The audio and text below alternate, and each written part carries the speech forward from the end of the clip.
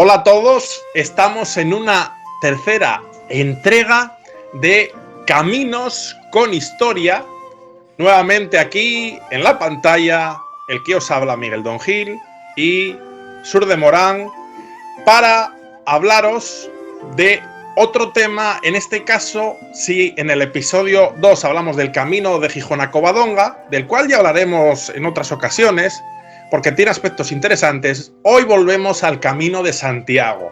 Y en concreto el tema que hemos decidido hablar Surde y yo es el tema de lo que tiene que ver, yo no diría con el ocio, porque es parte de las necesidades del caminante. Vamos a hablar de una bebida espirituosa, una bebida necesaria, que es el vino. Quizás hoy en día, desde la perspectiva actual, diga uno, bueno, ¿y el vino por qué? Con beber agua es suficiente. Pero hay que entenderlo en su contexto y vamos a hablarlo en su carácter histórico. ¿Por qué? Porque el vino, en el Camino de Santiago, y si nos centramos en la Edad Media, era la bebida principal. No es que fuese la bebida principal en el Camino de Santiago, es que era la bebida básica de los campesinos, de las gentes pudientes, de todo el mundo. Era la principal bebida. Por lo que vamos a ver ahora. Perdón, yo ya te avisaba. Yo iba a seguir como si esto fuese. No, porque hay que decir la verdad. El tema lo sacaste tú sorpresiva y unilateralmente, pero bueno, préstame dentro de lo poco que puedo ser. Si ya lo tienes tú más o menos, yo disimulando que esto es una democracia y tú vas y me dices que da un golpe de estado. Bueno. Que durante siglos el vino se consideraba más sano que el agua, porque el agua transmitía tal cantidad de enfermedades, pestes, de todo, epidemias, que incluso a los críos y tal se les daba vino, con lo malo que podría ser, no ya solamente por la salud en sí mismo alcohólica, ¿no? Por el tema alcohólico, sino porque no siempre era el vino bueno, estaba aguado, estaba pasado, estaba picado, lo que fuese, pero se consideraba menos peligroso que beber agua. Y eso fue hasta hace 4 días, históricamente. A veces se cocía, tal, para cocinar sí desaparecía el problema, pero para beber, pues, vino. Y bueno, donde había sidra, cerveza o alguna cosa diferente, sobre todo cerveza y sidra en la zona más sidrera.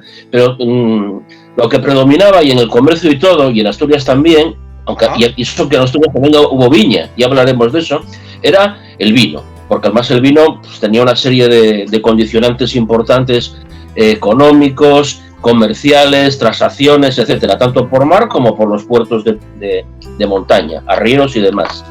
Y el vino iba a los conventos, o se hacía en los conventos, o iba a los hospitales de peregrinos, iba a las casas, iba a todas partes, iba y venía. Adelante.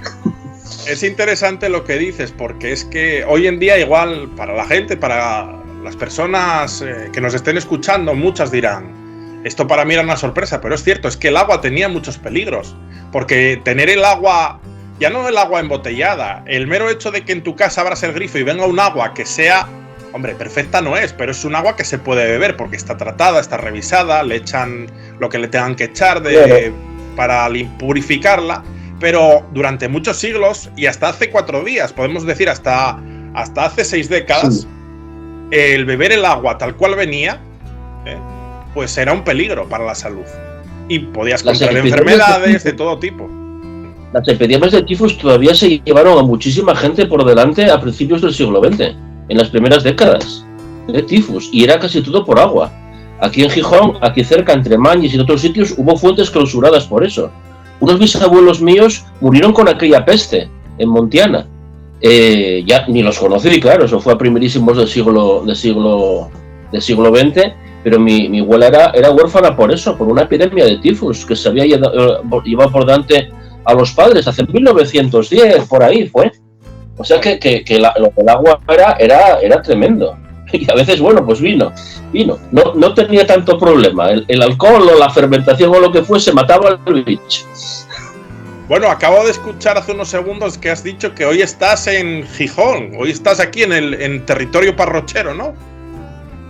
Sí, estoy en el Parrocho, barrio Xixonudo por excelencia. ¿No ves que tengo aquí la Biblioteca Vaticana? Sí, y tienes el documento histórico que acredita la existencia y la legitimidad del Parrocho. Ah, bueno, sí, esto fue un regalo tuyo. Esto es auténtico, ¿eh? Es el comité del Parrocho del año 36. Comités que había de cuando la guerra de... Comités para los barrios. Comités para los barrios, y en este caso concreto el Parrocho era uno de los barrios de Gijón. La Viada no existía, la Viada existía como industria. Estaba el Parrocho, más allá había el frontón, en medio estuvo el Prau Redondo, que dice Luis Miguel Piñera, el cronista oficial, que pudo ser el sitio donde primero se jugó al fútbol en Gijón, tal vez primero en la playa, pero como campo, prao, tal, el Prau Redondo, que bueno, desapareció, es zona urbanizada, calle Infiesto y por ahí. Pues eso, existía el Parrocho, existía el frontón, la fuente de la Vizcaína, y luego ya era la zona del humedal, que no era que fuese exactamente humedal, que lo había una laguna ahí grande, incluso hay fotos, sino que tiene que ver con homeros, humedal, por topónimos que se buscaron y documentos y tal, tenía que ver con una plantación de humeros, el humedal, los humedales. Y nada, está relacionado con el camino, que el camino real de la costa pasa por esa zona, el camino norte de Santiago. Pero bueno, hoy el tema es el buen vino. Ciertamente, pero hay muchos caminos que por sí ya tienen identidad propia, pero que luego confluyen y no dejan de ser ramales que nutren el Camino de Santiago y forman parte de ese patrimonio cultural, material e inmaterial. Y por eso vamos a hablar de caminos en general en nuestros episodios. Historia, antropología, sociología, etc. Y hoy estamos hablando del vino porque, como digo, era un elemento, la bebida fundamental muy importante durante siglos, y en concreto vamos a hablar en la Edad Media. Como bien dijo Surde, sí que es cierto que hay unas bebidas básicas. Hay países o regiones donde bien era la cerveza, otras regiones la sidra y otras regiones el vino. Y en concreto vamos a hablar del vino porque desde la ruta que va desde Francia hasta Santiago, pues es una zona, lo vamos a ir viendo, hay una serie de regiones consecutivas en las cuales el vino es la bebida básica y fundamental. Hay que decir que la viticultura, es decir, el cultivo de la uva para producir vino, es uno de los, vamos a decir, símbolos más importantes o significativos de los pueblos del Mediterráneo. Tras la caída del Imperio Romano, se va a mantener este cultivo en el occidente medieval gracias, en parte, al valor simbólico espiritual que tenía en la Iglesia. Recordemos que en la Iglesia católica se usa el vino en la Eucaristía. El vino se convierte en la sangre de Cristo. Entonces, en todos los lugares de la cristiandad se va a fomentar la producción del vino. Si es que en una región no se da muy bien, también se va a fomentar porque los monjes o los sacerdotes, los clérigos necesitan del vino para su celebración eucarística. Y esto hace que siempre se vaya a mantener.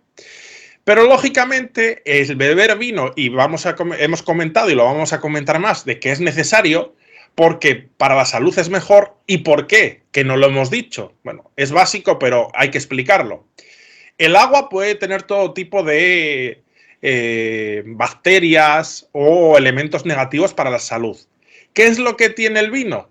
Pues tiene el componente de alcohol. Y es el alcohol el que hace purificar el agua que tiene, vamos a decirlo así. El vino no deja de ser el fruto de la uva que se fermenta. Al fermentarse, ese proceso de fermentación que hace que surja el alcohol, hace que el alcohol mate cualquier bacteria que exista, siempre que el vino no esté adulterado, que también podía darse el caso de que fuese adulterado. Pero en términos generales, el vino va a ser más saludable. Por eso se bebía vino en vez de agua, como seguridad.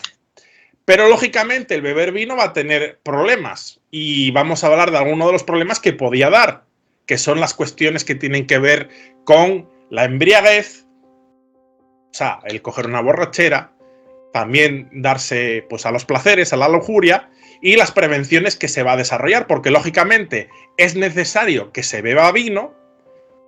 En todo el Camino de Santiago se va a proveer desde diferentes entidades, pero fundamentalmente desde la Iglesia, el que exista el suficiente vino para dar al peregrino, pero también la propia Iglesia es consciente de que hay que regular su consumo para que los peregrinos no tomen en demasía y, lógicamente, pues se den no a cuestiones piadosas, sino a cuestiones de divertimento o de pecado, ¿no? Podríamos decirlo así. Podemos decir y afirmar, por datos que se tienen, que en el siglo XII, la Iglesia de Santiago de Compostela desarrolla la recomendación de tomar el vino con mesura. Mesura quiere decir en su justa proporción. Es necesario, pero sin pasarse.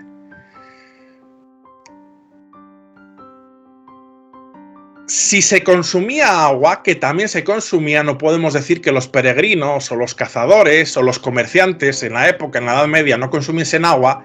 Es curioso porque si en algunas zonas se consumía agua, generalmente había la costumbre de echarle al agua un poco de vino para purificarla.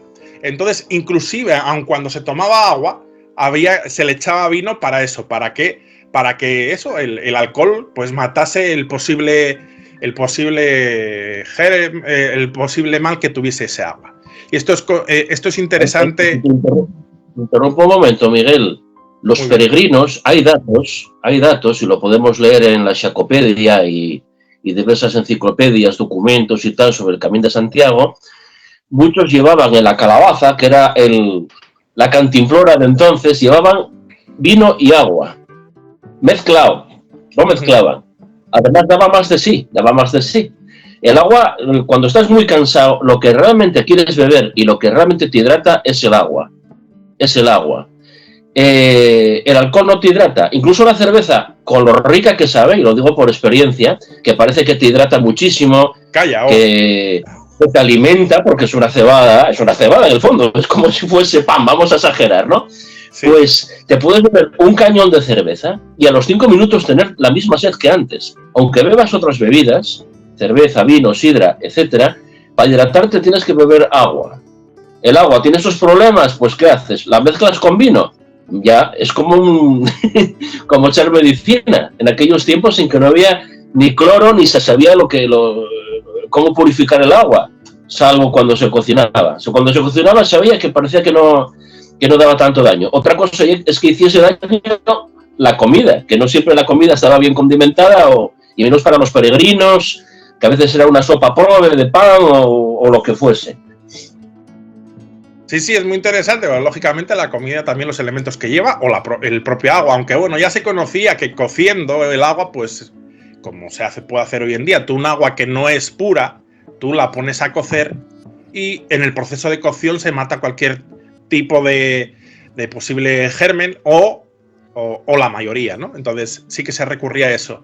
Esto como anécdota, yéndonos a épocas inclusive anteriores, había una costumbre que era que cuando se tomaba agua pura, o en teoría que pura, o no se sabía si era buena o no, se acostumbraba, al menos en la cristiandad, a hacer en el agua con el dedo la señal de la cruz, para de ese modo, implorando, digamos, la intervención de Dios, pues que esa agua no hiciese daño al que la ingiriese. Y esto era una costumbre que se hacía en Edad Media, inclusive anterior.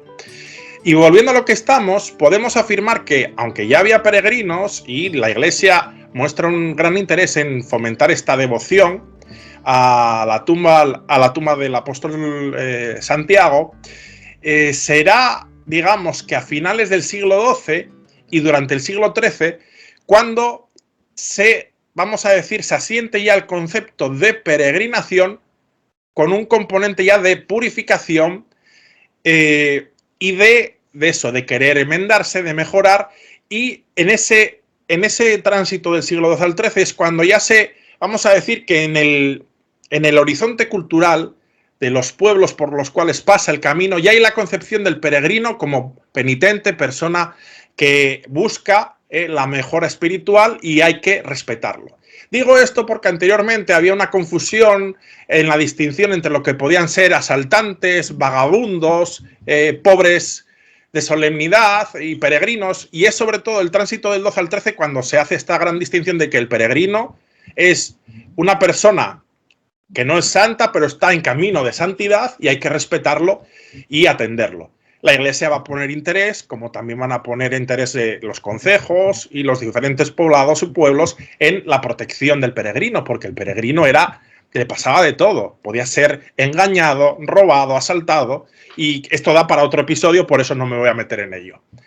Entonces, lo que no podemos negar, aunque hacer el Camino de Santiago, y en esta época en la cual la religiosidad era muy fuerte y era cristiana, totalmente, hoy en día ya podríamos hablar de otras espiritualidades, pero en esta época era totalmente cristiana, aunque hubiese un espíritu de mortificación, porque la gente hacía el camino para obtener un don del Señor, o como una promesa, etcétera, etcétera, que hoy en día también se hace por eso en algunos casos, pero en aquella época sí que era más de esa forma. Y tenemos que tener en cuenta que en esa época no es como hoy en día, que uno hace el camino, sabe que le va a llevar tanto tiempo, sabe que va a tener medios de transporte y que va a volver a su casa. En aquella época había gente que iniciaba el camino y no sabía si iba a volver. Hay gente que moría por haciendo el Camino de Santiago. Miguel, el vino tenía un simbolismo tremendo en aquellos tiempos, y si quieres hasta casi nuestros días, ¿no? Con las guerras de religión, con las guerras, el Islam, es el símbolo, como otras bebidas espirituosas, de la religión cristiana frente a religiones que no permiten beber la fermentación de la uva o de frutos. Que hoy en día casi nos pasa desapercibido, pero entonces era todo un símbolo, como la carne de cerdo, ¿no? Y hay toda una literatura y costumbres y dichos relacionados con eso. Tienes toda la razón. Realmente, digamos que por distintos motivos, pero ese componente, vamos a decir, de índole espiritual que tiene el vino y su consumo, se mantiene desde el Imperio Romano. Bueno, en los tiempos del Imperio Romano, en la Edad Antigua, estaba Baco, ¿no? El dios, y el vino relacionado con Baco. Luego lo que pasa que en la cristiandad, vamos a decir, se traspola ese componente mistérico que tiene el vino en lo que es eso, la consagración, cuando el sacerdote convierte el vino en la sangre de Cristo. Pero sí que va a tener desde la antigüedad en Occidente pues un componente mistérico, un componente iniciático, un componente espiritual muy grande el vino. Es como quien dice una droga iniciática, podemos decir. Es una forma de alcanzar otros estados de conciencia, una forma de apertura, a pesar de la moña y todo lo que tú quieras, pero es una forma de trascender a otra realidad, ¿no? Como en otras religiones existen otro tipo de componentes, de productos. Ciertamente el vino, a ver, el alcohol es una droga. Otra cosa es que hay drogas que son permitidas y otras que no. Pero el vino, sí, claro, es una droga, altera nuestro estado natural y en una dosis equilibrada, ni muy poca ni en demasía, te ayuda a trascender o a ampliar la mente o a ver las cosas de otro modo. También olvidar en cierto momento las penas o lo que te preocupa en ese momento. Y hay veces que en un estado de cierta euforia, que no estoy hablando de borrachera, pues uno puede tener una amplitud de mente para encontrar pues otros estados, ¿no? de pensamiento o ideas, inspiración, incluso si uno es artista, etcétera, etcétera. Eso da casi para otro episodio. A ver, no vamos a hacer una alegoría de nada y ojo con el tema del alcohol y tal, pero hay obras literarias que se hicieron bajo los efectos del alcohol y de otras sustancias, pero bueno, eso se sabe.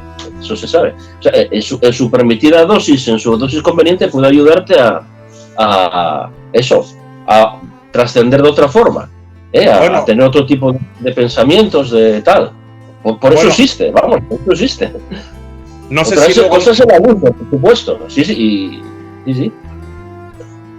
No sé si luego lo cortaré, pero Caminos con Historia surgió en una mesa en la cual, bajo los efectos del vino, estábamos charlando Suredi y yo, en su justa medida, O sea que eso también hay que decirlo, ¿verdad? Y volviendo a lo que estábamos, pues vamos a hablar ya de lo que es la ruta del vino. Los peregrinos que vienen pues, de Europa.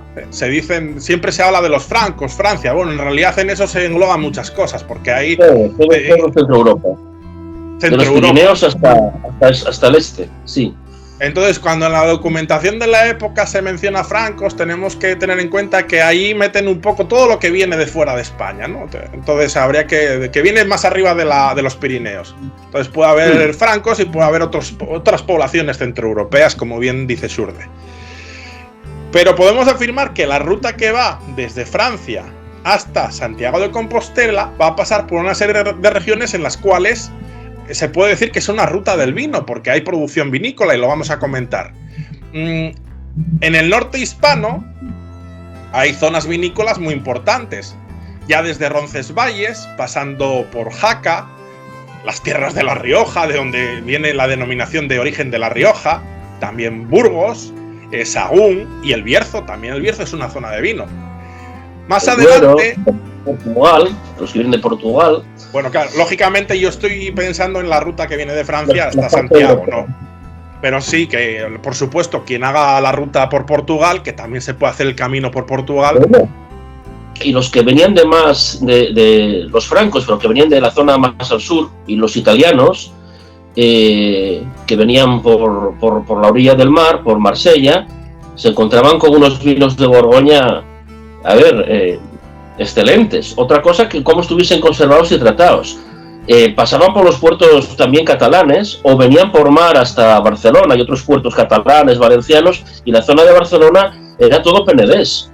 Tú ahora vas por Hospitalet, vas por Cornellà y todavía queda memoria y quedan documentos de que eso hasta 1750 eran cultivos de viña y de cereales. Y el vino era el penedés, se tomaban ahí unos penedés de espatarrar, como quien dice, y luego ya te metes para Zaragoza por el camino del Ebro, enlazando con los caminos que vienen por los puertos pirenaicos, Somport y por ahí por Aragón, y ya enlazas con el camino que entra por Roncesvalles y otros, esos son los de la meseta, y es una zona vinícola, porque date cuenta que incluso en el norte había relativamente bastante vino.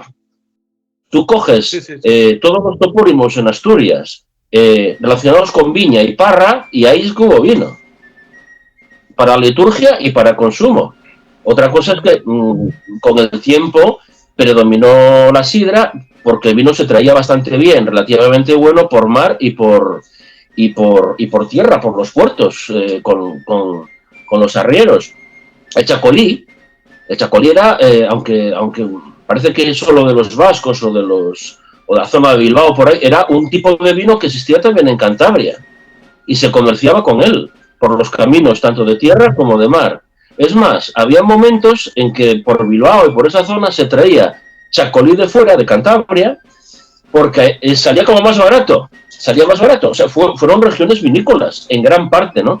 Mira, aquí en Asturias, aparte de los topónimos, pues documentos y memoria de plantar vino, en Candamo todavía alguna cepa virgen, alguna cepa que quedó silvestre, que era alguna cepa que ya no se usa, ¿no? Eso, o sea, más fue cuando la peste esta de finales del 19, y ahí fue cuando cambiaron a otros productos agrícolas, el tema de la fresa, uno de ellos, el tema de la fresa de Candamo, de alguna manera sustituyó al cultivo de viña.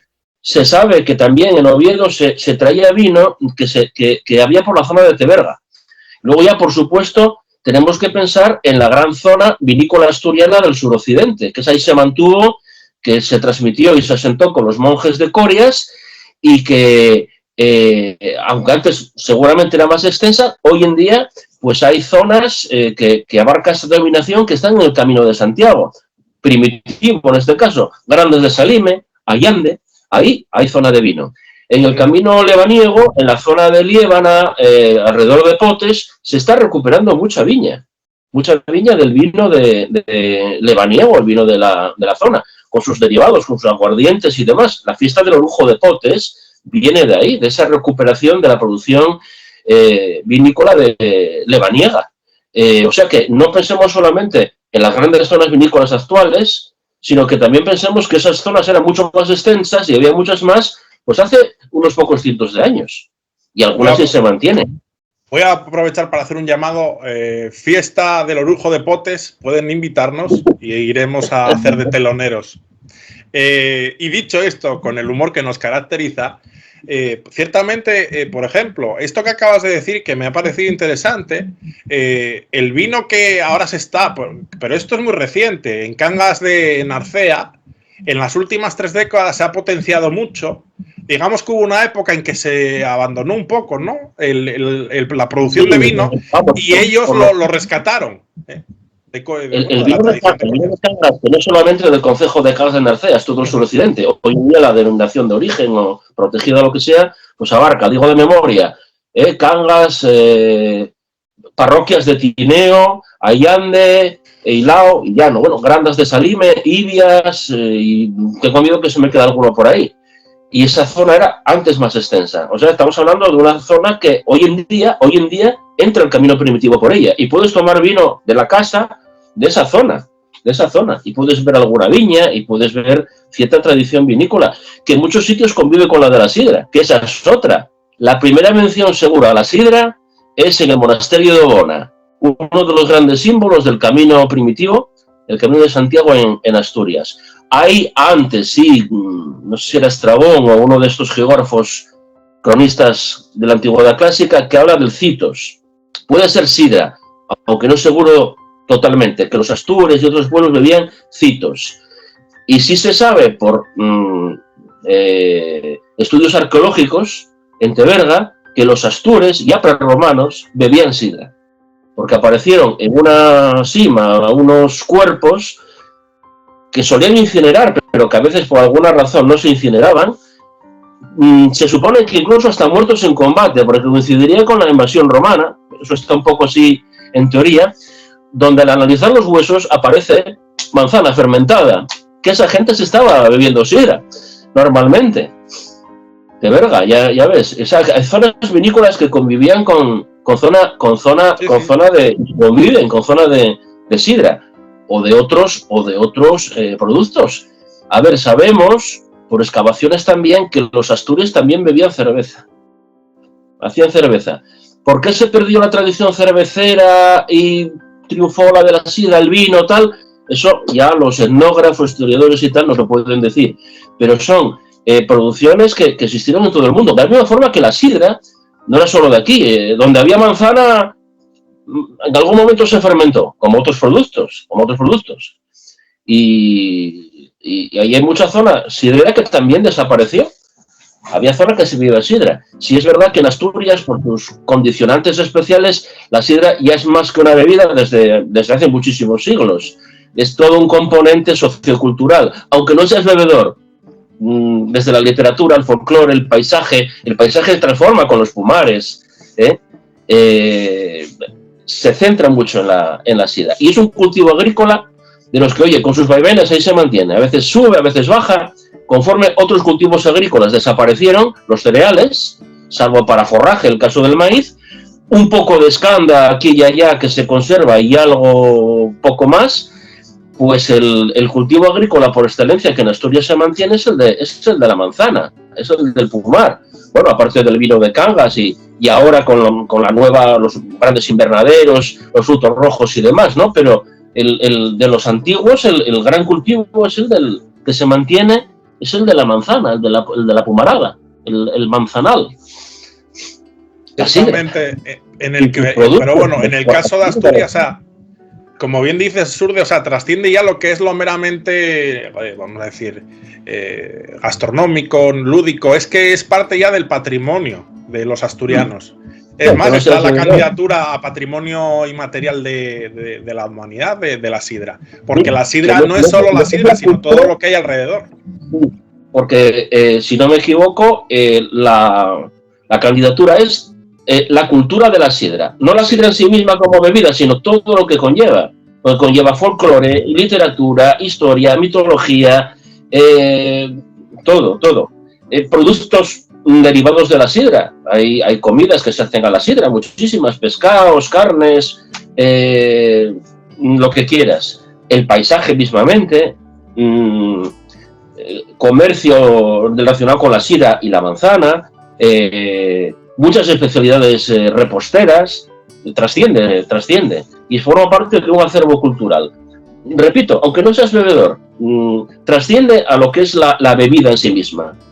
Conforme un gran futbolista, Quini, por ejemplo, trascendía lo que era lo deportivo, era un fenómeno social y histórico que fue, trasciende a lo deportivo, digo Quini, para guardar para casa. Pues la sidra en Asturias trasciende a lo meramente espirituoso, o meramente de tomate un culín de sidra.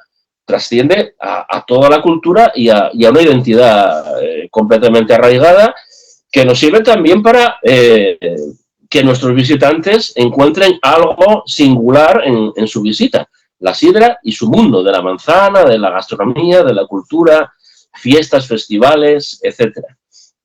Y es curioso, Surde, que ya que estamos haciendo un pequeño capítulo de Asturias, lo vamos a acabar ya, pero los asturianos, que no nos ponemos de acuerdo en nada, o en casi nada, nos ponemos de acuerdo con la sidra. Yo creo que es una de las cosas que más une. Es una opinión personal, no sé si tú la compartes. Sí, en gran parte sí.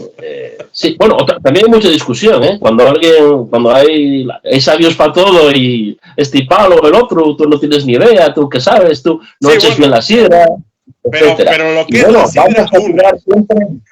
A ver, vamos a que tenemos ahí una zona vinícola muy a promocionar, muy a divulgar, el vino de Cangas, que está mejorando mucho, el albarín blanco y los tintos y demás, y sus bodegas de vino, los llegares de vino de la tierra de Cangas, de todo el suroccidente. Cangas nos puede llamar también, iremos justosos y prestosos, y ahí lo dejo. Seguimos, entonces, un en buen esta festival, visión. Una fiesta del vino, la de Cangas, muy buena también. Y la de Ilao, la de Ilao no, la de Pezós. Ahí, en Pezós también, otro de los concellos vinícolas, que hay varios por ahí, que siempre se te va algún santo al cielo, ¿no? Me acuerdo más siempre de...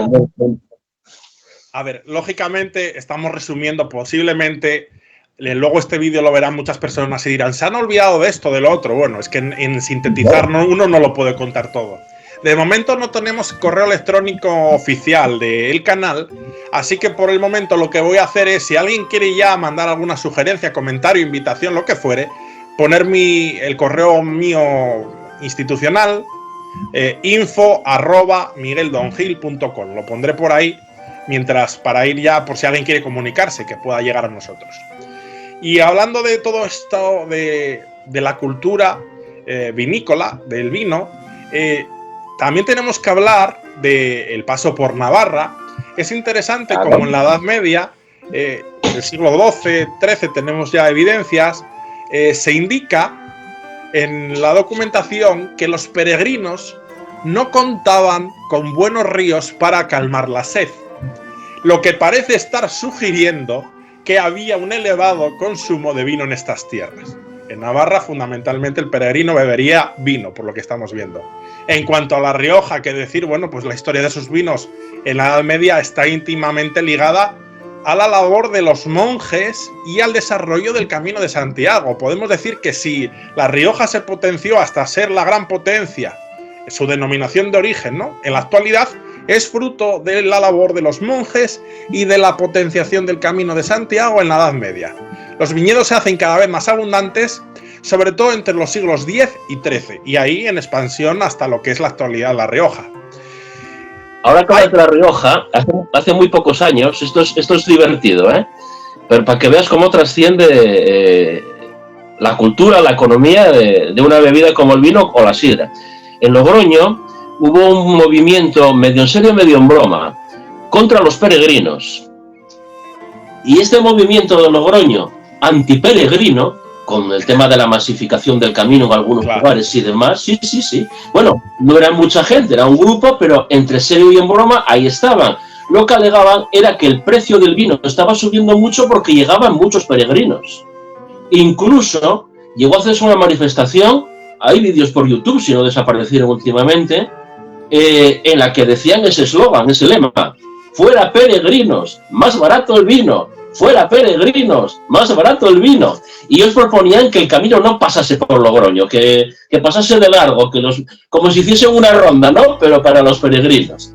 Eso, que yo sepa, desapareció, pero hubo un año ahí o dos donde sí hubo un movimiento, como que los peregrinos encarecían los precios de todo, como cuando llegan muchos turistas, ¿no?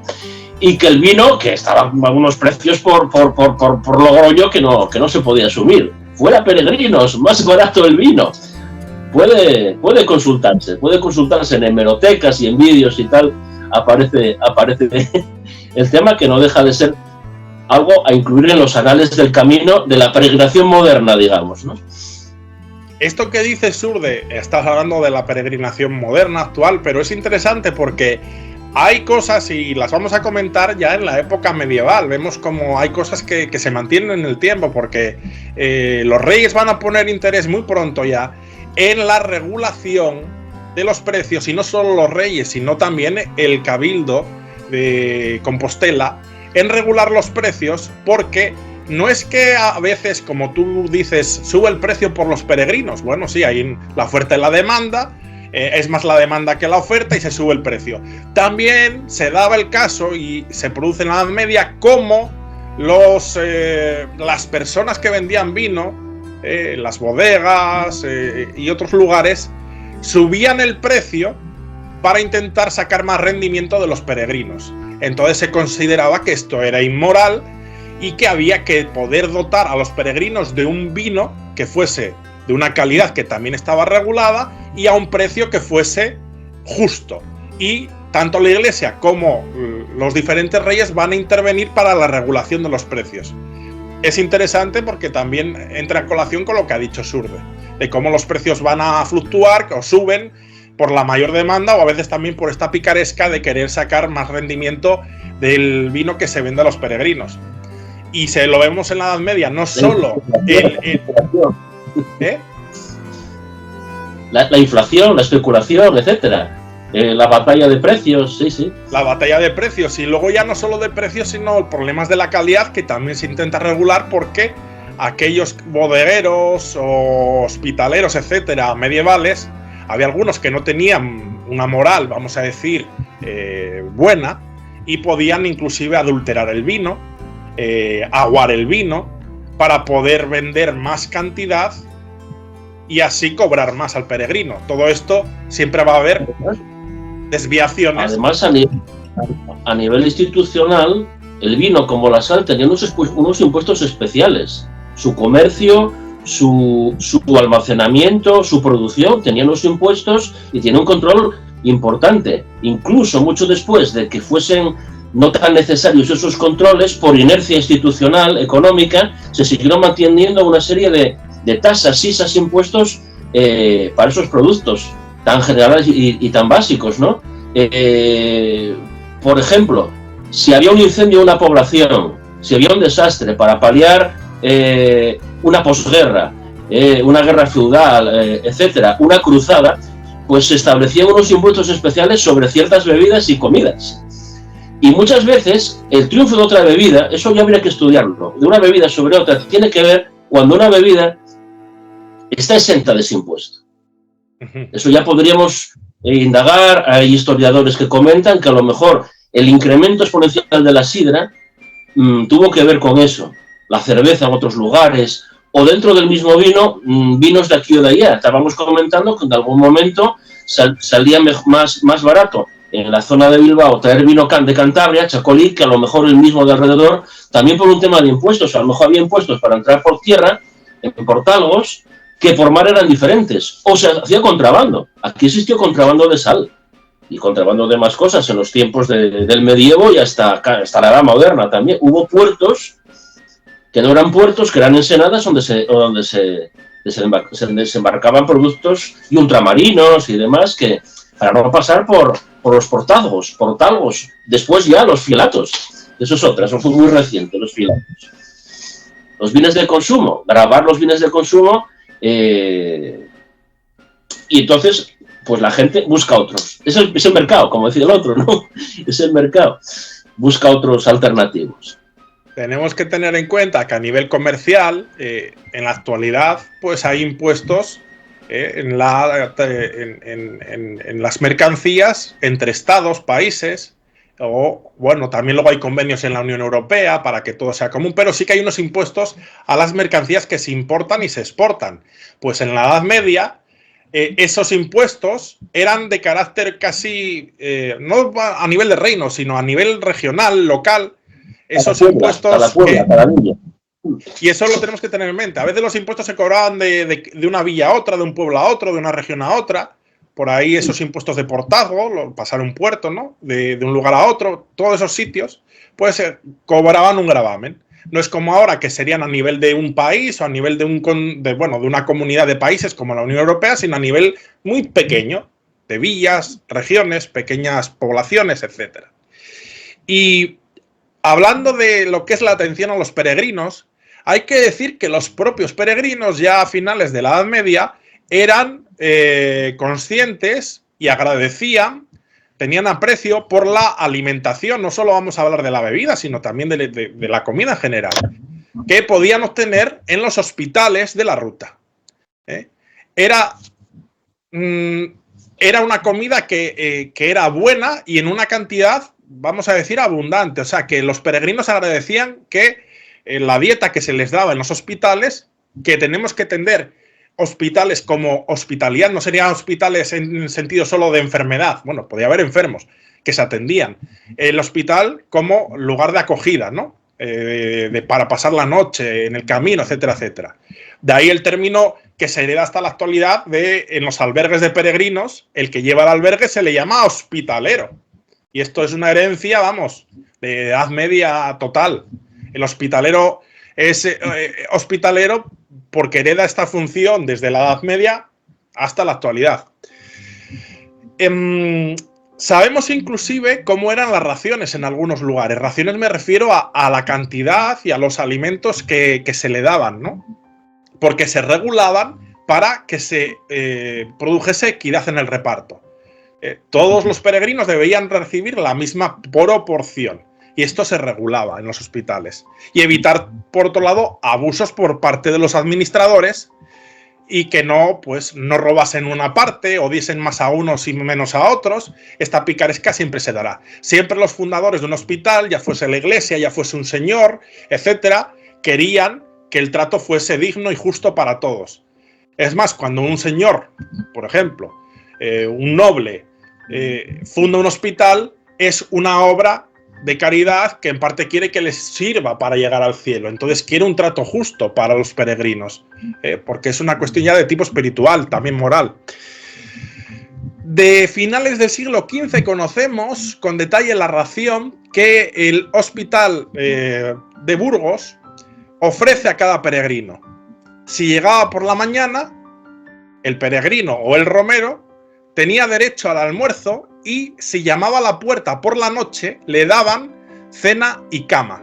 La ración consistía en 2 panes, potaje de legumbres u hortalizas, un trozo de carne de ovino o algo de pescado en días de abstinencia y 2 vasos de vino de medio azumbre, que equivalen estos 2 vasos a 1 litro. Esta es la cantidad que se consideraba que era necesaria y que no debía tampoco pasarse para no llegar al tema ya de la embriaguez. Estos serían, vemos datos concretos, vemos que es abundante. El Codex Calistinus, el Códice Calistino, que es la gran guía del peregrino medieval, que son varios libros, alerta precisamente del abuso del vino. Dice, eso se escribe hacia el siglo XII, se dice que el borracho provoca al amigo en la pelea, ama la disputa, odia la paz, siembra la discordia, rompe la cabeza a los compañeros, hiere hasta a su padre y a su madre, ofende a Dios, pierde el sentido, sirve a la pasión, pierde las fuerzas, dice torpes palabras, por lo cual los sabios acostumbraron a beber en otro tiempo vino aguado.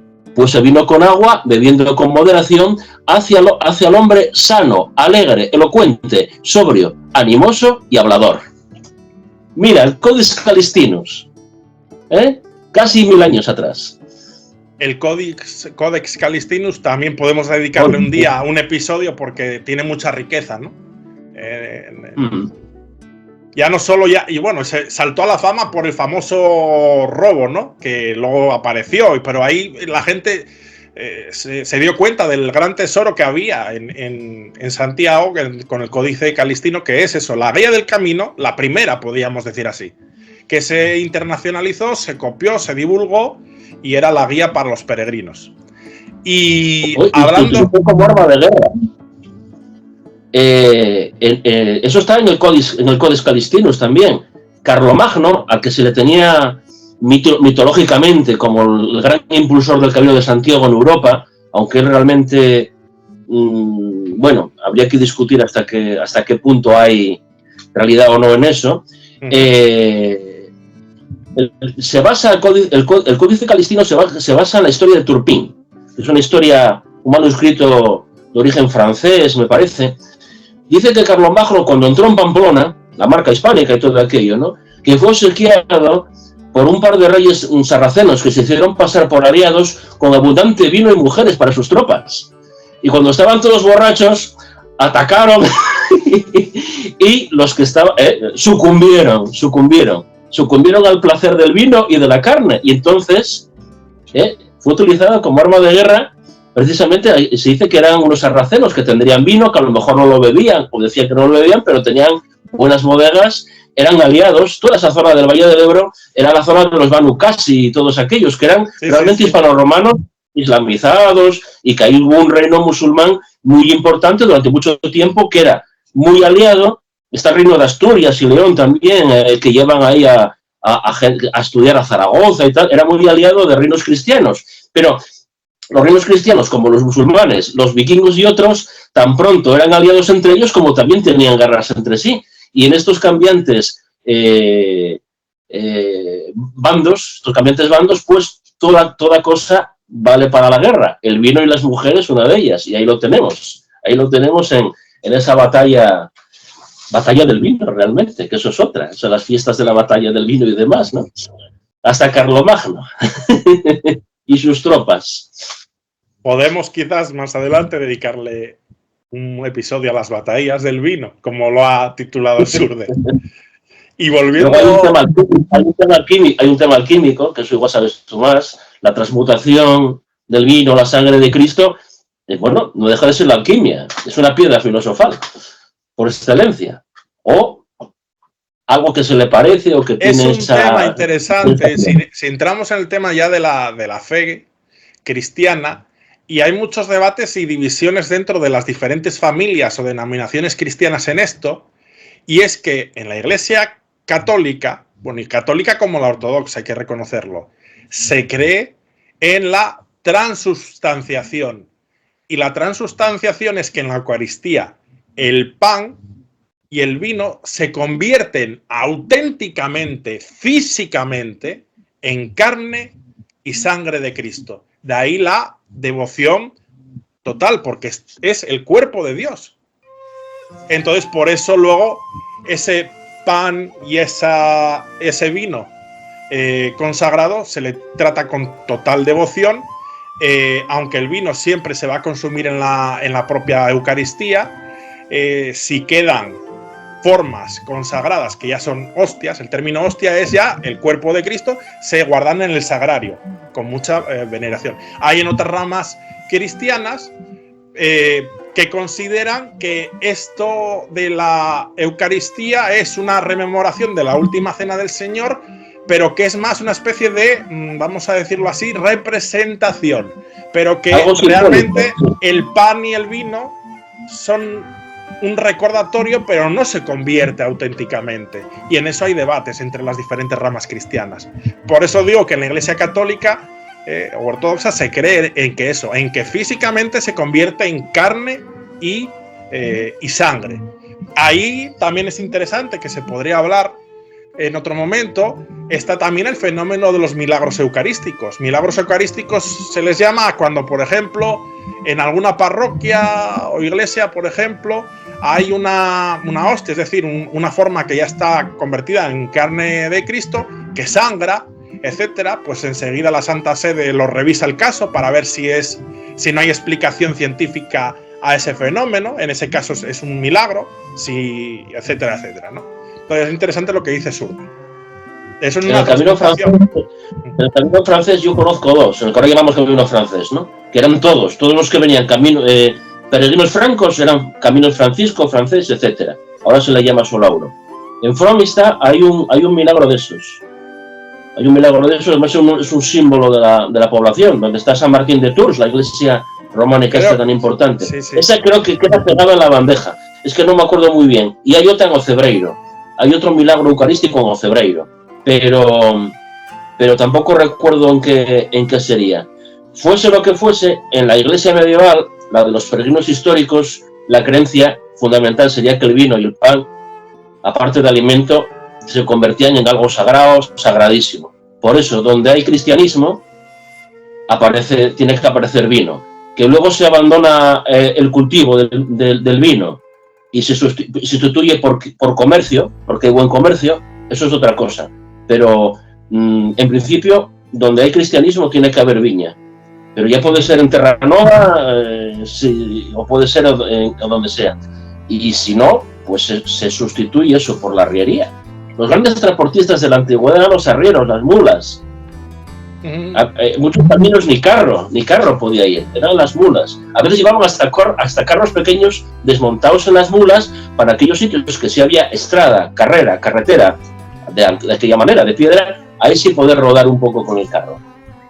Pero es interesante esto que dices también, porque inclusive hoy en día la Iglesia católica guarda bien, o sea, y controla el vino que se usa en la misa. A ver, en términos generales se usa vino. Si es vino que de una natural fermentación, perfecto. Pero hay vinos que a veces, cuando se producen ya a nivel industrial, vinos de baja calidad, que igual les echan algún tipo de elemento químico o un elemento que haga que se haga la fermentación más rápido. Todo esto, digamos, que haría que no sea un vino apto para la consagración. Y entonces la Iglesia, a través de las librerías diocesanas, etcétera, tienen un vino que la Iglesia, vamos a decir, certifica que es un vino totalmente natural y apto para convertirse en la sangre de Cristo. Eso aún en la actualidad. Es así. Y estamos hablando no se regulaba mucho. Sí. Antiguamente no. Una pintura. Yo me acuerdo, no tiene que ver con el vino directamente. Me acuerdo de una pintura en la Catedral de Mondoñedo que tiene una enmienda, porque se confunden con algo relacionado con un santo, algo que está haciendo. Entonces está como tachado el nombre del santo, una cosa muy curiosa, y está documentado que se debe a eso, no sé si era como un milagro o algo que hacía el santo, que realmente no lo hizo él, o se le atribuye a otra persona que se llamaba igual. Entonces todo eso estaba estipuladísimo. Por eso a veces la Iglesia o lo fabricaba ella misma en los monasterios o conventos, la comida también y demás, sino que cuando la cosa comercial se liberalizó, había y sigue habiendo empresas especializadas en productos, tanto litúrgicos, tanto objetos como objetos que se van a usar en la liturgia. Productos, vino y pan, en este caso. Bueno, mira, eso que dices es interesante, porque hoy en día que todo se produce y hay una gran competencia en el mercado, hay el debate, lo traigo a colación, no tiene que ver exactamente con el camino, en parte sí, porque tiene que ver con las celebraciones litúrgicas y eucarísticas. Hoy en día se produce, por ejemplo, las formas, las formas que luego se consagran. Antiguamente solo se producían en los monasterios y conventos. Hay órdenes religiosas dedicadas a la producción de las formas, para que en toda la cristiandad haya, para que en todas las iglesias. Pero hoy en día hasta se producen en masa en China. A veces se producen en masa en China y a unos precios bajísimos. Y hay párrocos que compran formas chinas porque salen más económicas que las hechas en un convento. Entonces hay hasta una propia competencia en el mercado espiritual de estos elementos. Los monasterios, catedrales y demás tenían que tener buena provisión, tanto para ellos y su servicio, como para recibir continuas visitas. No solamente había peregrinos, que tomarían lo que más o menos hubiese así más corriente, ¿no? Los peregrinos pobres, digamos, ¿no? Que el monasterio tendría su servicio asistencial, a veces un hospital, a veces algo incluso hasta más simple, sino que recibían muchísimas visitas visitas oficiales, visitas de paso de potentados, de nobles, de obispos, etcétera. Y entonces había que agasajarlos bien, porque eso se traduciría en buenos óbolos, buenas donaciones, buenas cesiones, o pagar bien, o tener alguna concesión, o terreno, o demás. Entonces los monasterios, catedrales, conventos, etcétera, etcétera, etcétera, les llevaban tener esa buena provisión, que era a veces un problema, para agasajar bien a los invitados principales y a esos séquitos. Y siempre estaban preocupados por tener la mejor carne, el mejor vino, y por eso tantísimas recetas también salen de los monasterios, desde tartas, desde bueno, todo, repostería mucho, pero porque se posaba muy bien la repostería, pero también quesos,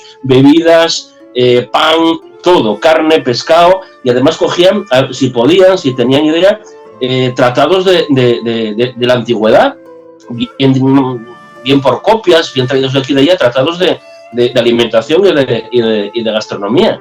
Y siempre necesitaban tener ahí un buen acopio de víveres y a poder ser de lo mejor, porque al agasajar bien a los principales, eso se traduciría en mejores concesiones. Tanto cuando los monasterios al principio, ellos mismos y sus servicios, sus servidores o colonos, lo administraban en sí mismos, como cuando luego vieron más rentabilidad en arrendar las tierras, ¿no? Formas muy favorables al monasterio, pero una forma de cobrar la renta a los colonos, a los campesinos, etcétera, era en productos, era en quesos mucho, y bueno, y en lo que fuese, en carnes, en pescados, en pan, en grano. Al decir pan no se refería necesariamente al pan hecho, al grano se le llamaba pan también, al grano, a lo que era el grano de almacenar y de moler, los molinos, el servicio de la molienda, que había tierras directas del monasterio, pero lo demás era todo arrendatarios que iban pagando en especie normalmente, ¿no?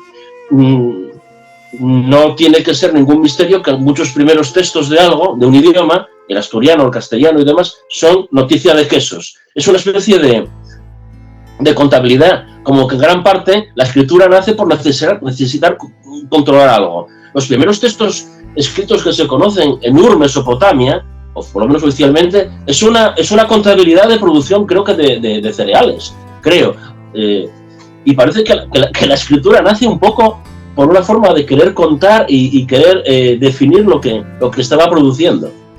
Y aparecen en los primeros textos de muchos idiomas, incluso en la primera escritura conocida, la cuneiforme o como se llame, aparecen que son noticias de producción agrícola o agroganadera. Así que todos estos temas trascienden muchísimo más de lo que parece. La economía mueve el mundo, y esto es una evidencia de ello que en los primeros documentos, ciertamente, se registra lo que es importante de registrar, y llevar una contabilidad de la producción es importante para saber lo que hay, administrarlo, saber si falta, si se pierde, si se roba, y es cierto que en las civilizaciones antiguas, primeros documentos, tenemos evidencias de listados, de productos, etcétera. En esto de cobrar la renta en especie, mejor dicho, es interesante porque en el caso del Camino de Santiago, y en concreto en lo que tiene que ver con el Cabildo de Santiago, dada la necesidad de tener vino en abundancia para la atención del peregrino, va a llegar un momento en que en Santiago va a tener que importar de otros lugares vino para atender al peregrino, se va a imponer como medio de pago a las tierras de la iglesia la renta en vino, y era en vino del año. ¿Y qué es esto de vino del año? Es ese vino que hoy diríamos el cosechero, coloquialmente. Es ese vino que no tiene la uva en la producción una buena calidad y que no por dejar pasar el tiempo se va a convertir en un buen vino. Y se tiene que consumir en el año, de ahí de eso de vino del año. Entonces se va a solicitar el pago en este vino del año porque era necesario surtirse. Y bueno, qué mejor forma, ya para no tener que importar tanto de otros lugares, pues que las propias personas que cultivan, que pues te paguen directamente en lo que tú necesitas, en el vino. Y se va a imponer la renta en el vino del año. Es interesante también recogerlo. Y bueno, podemos hablar, y voy a sintetizar porque si no podemos echarnos aquí horas, pues en la hospedería tan importante de León, En San Isidoro, pues se sabe la ración, lo que había. Astorga, también en el peregrino medieval, pues podía acceder pues al vino. Había en las bodegas del Bierzo pues una buena, interesante producción. Y también, pues bueno, todas las zonas de Ponferrada, Cacabelos, Villafranca, son todo zonas de producción vinícola y de buen vino. Entonces podemos decir que en general vamos a ver cómo en todo este camino por el norte vamos a ver que hay buena producción del vino, y luego hay que hablar de todo el tema de los abusos. Abusos cometidos por los posaderos, los mesoneros, las tabernas, que intentaban subir el precio en algunos casos y en otros adulterar el vino para engañar al peregrino, y cómo se intenta pues controlar estas desviaciones. Además tenemos problemas con el beber en demasía. Pues se dan pues desde todo tipo de problemas, ¿no? Desde discusiones, peleas, disputas. También está el problema de que pueda haber en las tabernas altercados como robos a los peregrinos, y son cuestiones que se intentan controlar. También el tema de la lujuria. Por ejemplo, una referencia interesante en las partidas de Alfonso X el Sabio, también se evidencia un problema. Se alerta de las taberneras me refiero a taberneras mujeres, que se las identificaba en las partidas de Alfonso X el Sabio como mujeres de vil condición, sospechosas de pecar contra la moral en unos antros de escasa virtud. Aquí estaríamos hablando de que la mesonera, la tabernera, no solo agasajaría con vino, sino que en un momento dado pues también ofrecería, según se deja ver en Alfonso X el Sabio en las partidas, pues sus servicios o sus amores al viandante, ¿no? Y el problema que esto en la moral suscita. Y vamos a ir intentando concluir, aunque hay cosas apasionantes, interesantes por ver, pero me voy, creo que, a centrar ya en lo que es la ciudad de Santiago, el vino y el subconsumo. Durante los siglos centrales de la Edad Media, el vino destaca en Compostela. Su producción, su compra, porque hay que abastecer, como digo, a las necesidades de los peregrinos. Hay mucha documentación compostelana del siglo XII en adelante relativa al mercado local, y no solo el vino, sino que tenía que contar con muchos productos para atender a los peregrinos y darles la alimentación correspondiente. También hay evidencias del transporte importante o abundante de vino de Ribeiro, desde los valles productores hasta la ciudad de Ourense, y desde esta hacia Compostela, que se vio favorecido con la supresión del impuesto de portazgo que gravaba este tráfico en la ciudad de las Purgas, privilegio concedido en 1188 por el rey Alfonso IX de León. Y también con la ayuda y los auspicios del obispo y el cabildo y el concejo auriense, que querían facilitar pues esta importación. Para concluir, vamos a dejar Surde y yo un elemento que entra dentro del ámbito de los excesos o de los problemas que había o se podían producir en Santiago de Compostela. Yo voy contando esto mientras Surde se recuesta para escucharme entretenidamente. Cambié de habitación porque aquí tengo mejor cobertura. Ahora estoy en la sala. Si lo digo para provocarte, nada más. Tengo mejor cobertura. Vamos a ver usos y abusos que se dan dentro de la propia catedral. No estamos hablando ya en las cercanías, no, dentro de la propia catedral, en la vigilia del apóstol. Durante los siglos XIII al XVI, es bien posible que los peregrinos tuviesen oportunidad de catar en Santiago de Compostela los caldos gallegos que entraban en la ciudad, en ocasiones con malos resultados. Llegan a producirse, y tenemos constancia documental en ello, en las largas vigilias nocturnas del interior de la catedral, refriegas y muertes. Se producen refriegas y muertes dentro de la catedral. Como estoy diciendo, y no lo estoy exagerando. Se producen delante del altar del apóstol. Refriegas, lo que obligaba, cuando se producía una muerte, pues a tener que producirse una nueva consagración del templo, porque tras una muerte violenta quedaba violado el espacio sagrado. En las propias vigilias, y por competir entre quién ocupaba el lugar uno por otro, a veces bajo los efectos del alcohol o etcétera, en un calentón acababan peleándose y algunas veces se mataban unos a otros. Esto no es que se diese todos los días, pero a veces pasaba.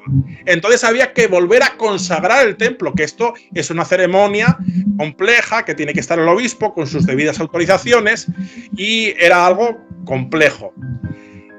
Es tras uno de un turbulento episodio que el Papa Inocencio III tiene que otorgar atención en junio de 1207 al arzobispo de Santiago la capacidad o el privilegio para poder reconciliar el templo sin tener que volverlo a consagrar. ¿Y cómo lo hacía? O sea, es como, no es que pasase todos los días, pero podía pasar o solía pasar de vez en cuando, pues le dio un privilegio para que no tuviese que reconsagrar el templo cada poco, ¿no? Y entonces le da este privilegio en junio de 1207 al arzobispo de Santiago, don Pedro Muñiz. ¿Y cómo conseguía esta reconciliación? Que era una, vamos a decir, una celebración o un acto de, vamos, de remisión de esa impureza más sencilla. Pues podía reconciliar la catedral rociándola con una mezcla de agua bendita, ceniza y vino. Hasta en el acto de reconciliación, este acto litúrgico, había en esa mezcla de ceniza, también había vino. También es simbólico. Bebida sagrada, en el fondo, claro. Sí, sí. Bebida sagrada. Entonces, como digo, se podía dar este problema porque, o estas muertes, sobre todo por lo que acabo de decir, por estas refriegas entre los peregrinos, por reclamar la custodia del altar por la noche, o por riñas y disputas a veces, por malentendidos, robos, conflictos, pues llegaban a estos homicidios y hacía necesario primero reconsagrar, y luego con este privilegio que dio el Papa, pues era hacer este proceso de rociar el templo con agua bendita, ceniza y vino. De este modo se lograba... Me recuerda cómo nació la fiesta de San Mateo a raíz del jubileo de la Santa Cruz. Oviedo siempre fue un gran centro de peregrinación medieval antes que Santiago, y cuando Santiago se decía lo de quien va a Santiago y no va a Salvador, visita al criado, olvida al Señor, porque ahí están las reliquias de Cristo, la Virgen María, apóstoles, mártires, etcétera, etcétera, etcétera, que vienen de Jerusalén. Ahí tenemos el pañolón, vinculado con la sábana santa, etcétera. Pañolón, entonces, traduzco santo sudario. El santo sudario, claro. Popularmente el pañolón, sí, cierto. Luego hay una veneración por la Santa Cruz, símbolo de Oviedo, símbolo de Asturias, las cruces de Oviedo y de Asturias, la de la Victoria, la de los Ángeles, y entonces era un centro de peregrinación medieval que un papa, no me acuerdo quién, hacia el 1500 creo, 1600, le da un jubileo especial, la perdonanza.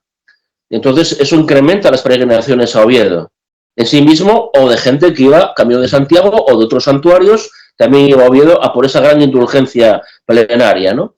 Entonces hay como unas, un jubileo, perdonanza, unas novenas. Cuando acaba todo ese ritual, que coincidía con San Mateo, la gente, muchos peregrinos, al sentirse tan limpios y tan perdonados, volvían a caer en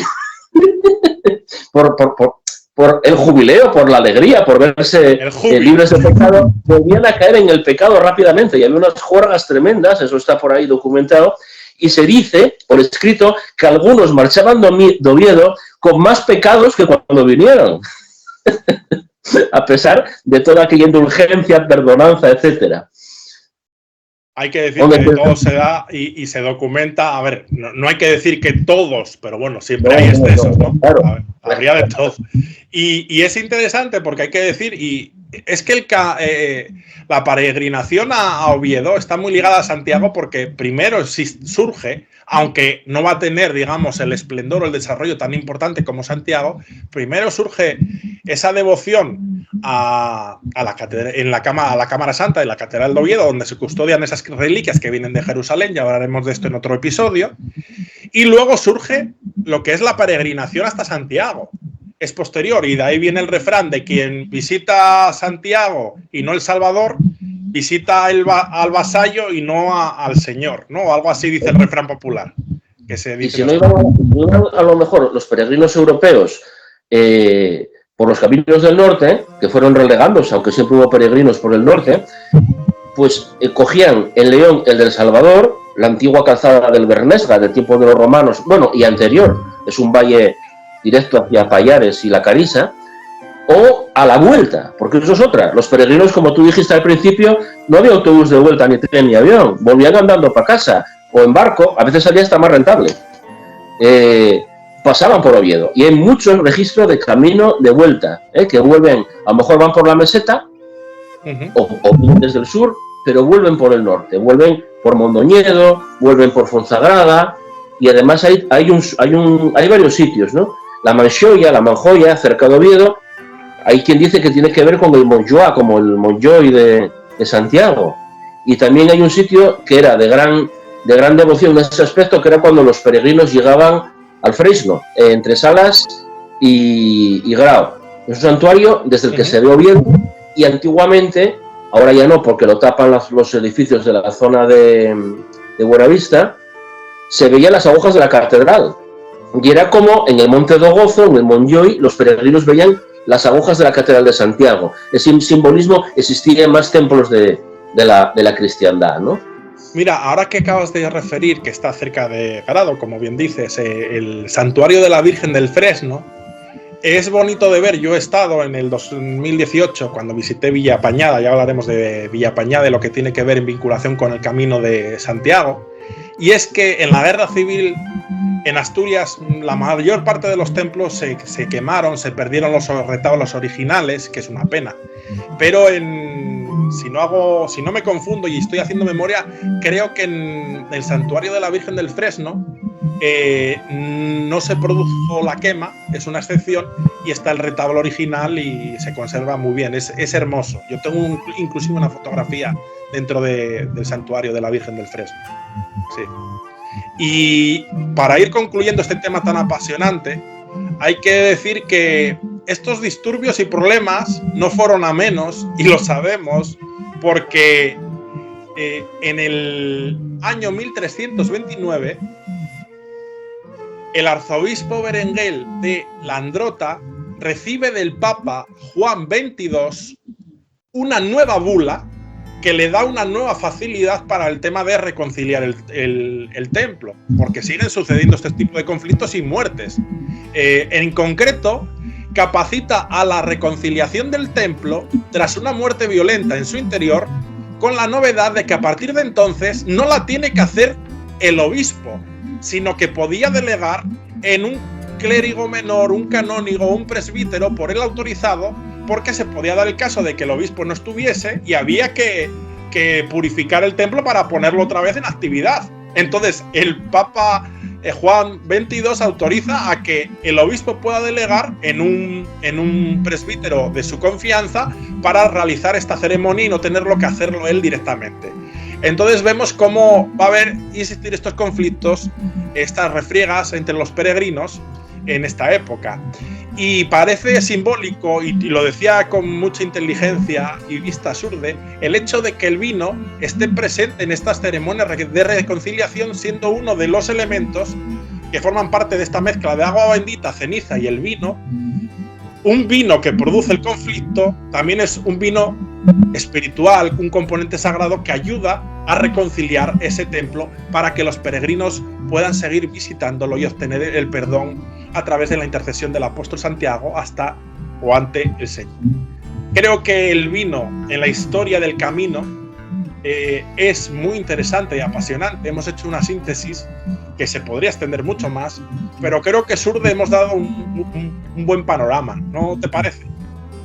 Sí, además sabe a poco. Yo conozco gente más especialista en el tema de la comida y la bebida, empezando por el vino en los caminos de Santiago. A ver si algún día alguien se anima a tener aquí una conversación con nosotros de este tema, o que presente algún libro. Están saliendo últimamente libros relacionados con lo que se comía en el camino, que hay cosas muy comunes y hay cosas diferentes, claro, dependiendo de cada sitio y de cada época y lo que hubiese en cada momento. Pero a veces lo más ocurrido era pan duro entre agua, y luego a veces mejoraba la cosa. Es que dependía del momento, de la época, del sitio. Volvemos a lo de antes, había tantísimas pestes, había tantísimas cosas que la cosa de un año a otro podía cambiar, hasta la hospitalidad. Cambiaba un reino entero, que uno iba a cambiar un hospital de peregrinos o cualquier centro de acogida, o una venta de arrieros. A veces también era el peregrino como el que iba él con el sustento, y ahí iba más que nada a buscar un techo. Muchas noticias que tenemos de hospitales de peregrinos son tardías, son de la decadencia, del siglo XVIII. Entonces, eso no quiere decir que 100 o 200 o 300 años antes, si existían, pues estuviesen un poco mejor. Pero hubo momentos de decadencia, que además es cuando están los censos, cuando empiezan Senara y todos estos a apuntar. Y en ese momento las peregrinaciones históricas están en decadencia. Bueno, una decadencia que duró otros 50 años, pero es la que muchas veces se transmite. Pero aún así son señales muy importantes de por dónde iban los tiros, ¿no? Por supuesto, hoy hemos hablado del vino y en la Edad Media. Se puede hablar mucho más de otras épocas y, por supuesto, y le dedicaremos un episodio específico a hablar de la hospitalidad, ese espíritu de acogida, los albergues de peregrinos.